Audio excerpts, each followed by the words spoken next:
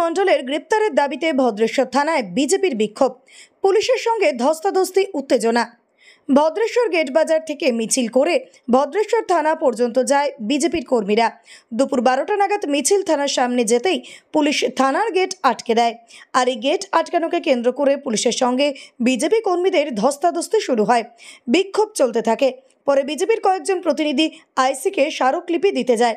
BJP Hooghly সম্পাদক সুরেশ সাউ বলেন, অনুব্রত মণ্ডল একজন পুলিশ অফিসারকে যাচ্ছে তাই ভাষায় গালিগালাজ করে, তাকে এখনও পুলিশ গ্রেপ্তার করেনি। আমাদের দাবি, কোমরে দড়ি পরিয়ে অনুব্রতকে গ্রেপ্তার করে জনসমক্ষ দিয়ে নিয়ে যেতে হবে। বিজেপি কর্মীদের বিরুদ্ধে মিথ্যে মামলা দেওয়ার প্রতিবাদ, চন্দননগর বিধানসভা এলাকায় দুষ্কৃতী দৌরাত্ম্য বন্ধ করা, মহিলাদের নিরাপত্তা সুনিশ্চিত করার দাবিতে বিক্ষোভ দেখানো হয়। মা বউকে নিয়ে একজন আইসিকে যেভাবে কুরুচিকর আক্রমণ করেছে অনুব্রত মণ্ডল, তাতে আমরা মনে করি সমাজের সকল নারী সমাজের মান সম্মান হানি হয়েছে। সমাজ দেখতে চায় এই অনুব্রত মণ্ডলকে পুলিশ যেন কোমরে দড়ি বেঁধে রাস্তায় হাঁটিয়ে থানায় নিয়ে যায়। সুতরাং সেই মর্মেই আজকে আমাদের ভদ্রেশ্বর থানায় স্মারকলিপি প্রদান ছিল।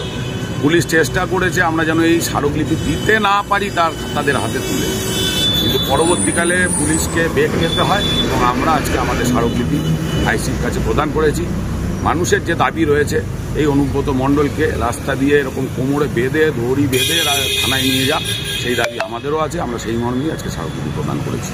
সুরেশ সাহু, হুগলি সাংগঠনিক জেলা বিজেপি সাধারণ সম্পাদক।